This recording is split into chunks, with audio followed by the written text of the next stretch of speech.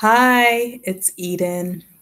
Um, I know I'm jumping on with no notice, but I just wanted to really quickly do this while my kids and husband were out at the store because it's around dinner time, bath time, and it's gonna get kind of noisy around here. So I thought I'd at least start while it was quiet. But it's been a while since I came on. Um, my son was sick and then I got sick and I didn't trust my voice to go the distance. So I just didn't do lives last week on Facebook um, or here on YouTube. But I just wanted to quickly jump on and talk about something that spawned several conversations with several people. And I thought, well, this is probably something that needs to be addressed. And it's this idea of the seductiveness of the secrecy trap. I'm going to keep all my ingredients secret. I'm going to keep all my processes secret. And I don't want anyone to copy me or anyone to steal my idea, as if there are any new ideas. There are actually very few new ideas. I mean, there are new iterations of ideas, but the actual idea itself has probably been done before. You're just doing it differently. What makes it new and unique is you. It's not actually the idea. Okay, so you are the one who brings that difference and that change to the product. But let me tell you the three things that triggered me wanting to do this live. One was I was speaking to someone about having a full disclosure page, an ingredients page, which is part of your full disclosure process policy that I encourage my students to do and that I encourage people to do in general, which is you declare all your ingredients. You say, these are the ingredients. I mean, obviously your label and, in your product page, you don't have to go into full detail. You just have to list the ingredients legally, list all the ingredients that are there in a percentage that's greater than 1%. But in your ingredients page, you can really go into full detail. You can also list trace ingredients. You can list how extracts are made, whether they're aqueous or infused in oil or alcohol or whatever. If you can disclose what country you got them from, if you bought them, disclose whether you bought them or made them. All those things are important for people to be able to decide what kind of integrity your company has. And so several people are like, well, I don't want them to know how I did this or did that because they might copy me. I'm giving away all my processes. Well, first of all, that's not true because you're not giving away the method necessarily, even though I do believe that sometimes it's okay to make the things that you make on camera so people can see your processes. Because the truth is, 90% of people who are your buyers don't want to make it. That's why they're getting it from you. Just like people sometimes will eat at a restaurant, even though they have the cookbook from that same restaurant at home, because they want the other person to make it for them. They're not going to stop frequenting it. Food Network, those chefs sell more books, do more covers in their restaurant, right? That's like, butts in seats and, turning that over, putting another butt in that same seat and, turning covers after covers after covers because of their cooking shows, because they're showing their processes, because they're inspiring people to eat in a certain way or appreciate culinary things in a certain way. So you showing your processes is not going to prevent people from buying from you. Okay. So, but just listing your ingredients and sharing how your ingredients are made or sourced is definitely not going to mean that people know the proportions of ingredients that you've used or how you've used it or how you don't heat up the butter so that they don't crystallize or whatever your secret processes are. It's a lot more than just having a list of ingredients to create a product. It's a starting point, but it's not the end. So there is that. And the next question that came up was, you know, somebody didn't want to, two or three people, two didn't want to publish a book about the process of making their product. I'm not saying publish the entire formula, but one person didn't want to publish their journey because they didn't want other people to know how they had made their product line. Another person didn't want to apply for a scholarship that was being given for people like her because she didn't want people who were reading the scholarship applications to maybe steal her idea. And I'm just like, guys, not everybody wants to be a beauty products maker. And there aren't new ideas under the sun. People have made toothpaste before, people have made soap before, people have made lotion and all kinds of products before.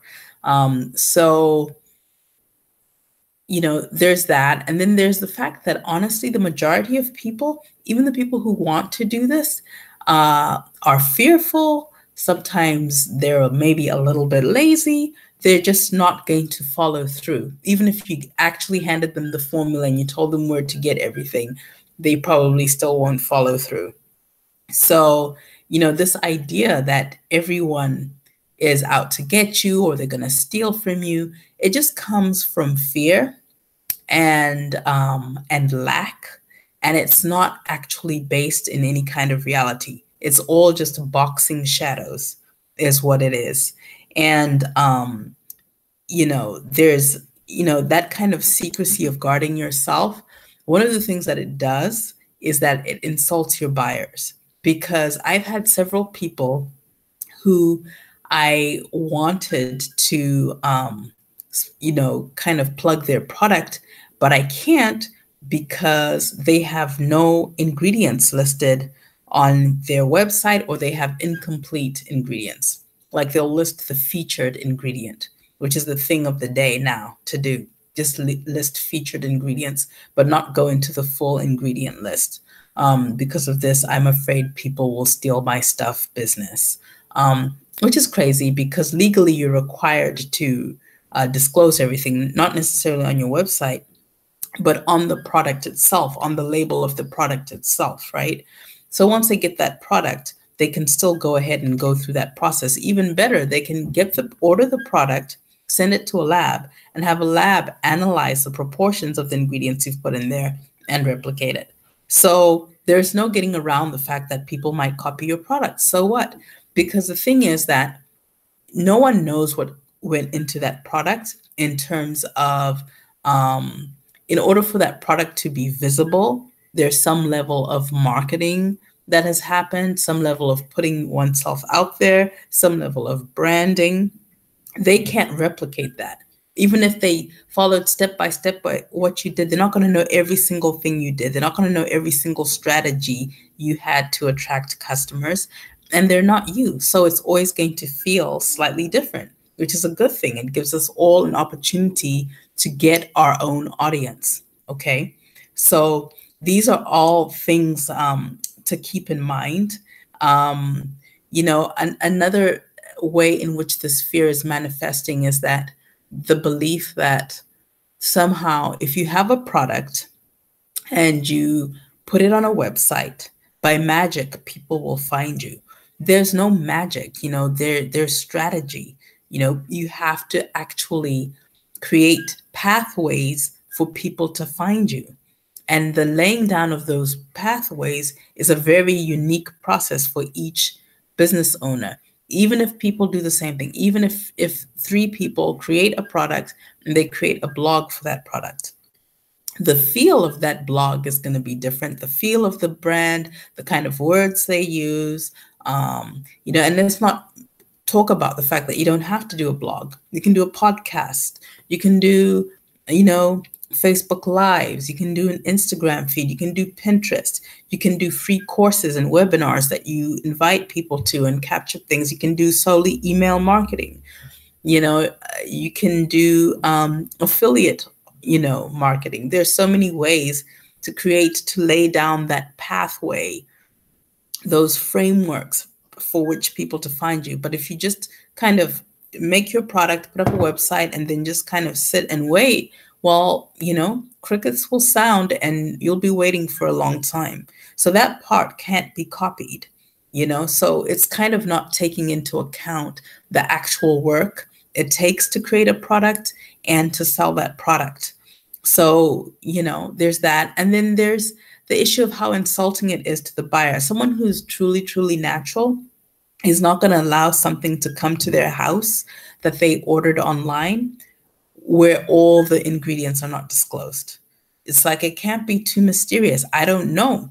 If I can see that this is an emulsion, and I know that there's shea butter in it and there's water, and you just say, it features shea butter in this extract and that extract, and I know there's water. So that means that, if it's a sanely made product, there's a preservative.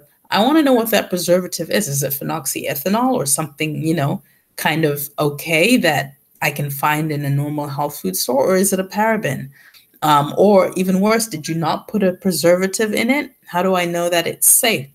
Um, are there fragrance oils in that? And I hate fragrance oils. Or is there an essential oil in there that I know I or my child or my husband is allergic to?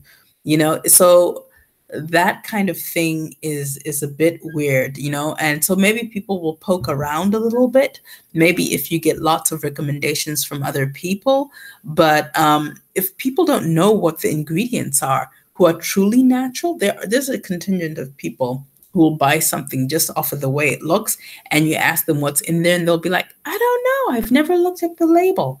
But the people that I'm speaking to who are trying to make products, for the most part, are trying to make their products natural. And that I don't know what's in my product person is not your buyer.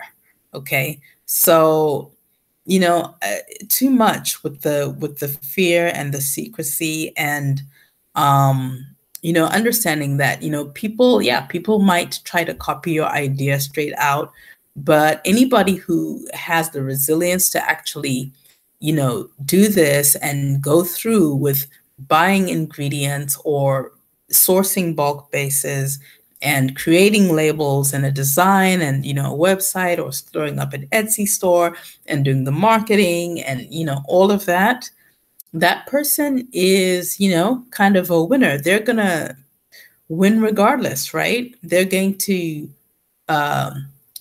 progress and succeed in life regardless. So being super secretive about everything is not going to help you. Not to mention that one of the things that the internet has ushered in for us is transparency. Okay. So just because the market isn't there right now, it's there in some things.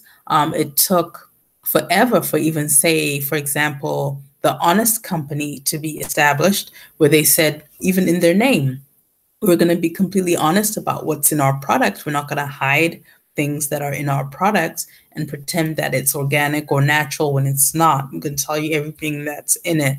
And they're killing it. They're crushing it based on that premise, And so they've disclosed all their stuff, but very few people have been able to copy that model and succeed like they have, to the tune of like $1 billion.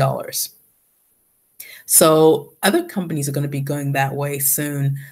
This is the wave of the future. When organic food started and there were all these little co-ops in the 60s and so forth, people thought it was just a fad. People thought it was a fringe movement. And now if you go to a regular grocery store in the United States, probably in the United Kingdom, possibly in Australia too, the regular grocery store chains now have their own store brand of organic products, because they understand this market. It's only going to get stronger and stronger. So full disclosure is already happening in some industries. Eventually, it will come to the beauty industry. So you may as well be ahead of the curve. That's where things are going.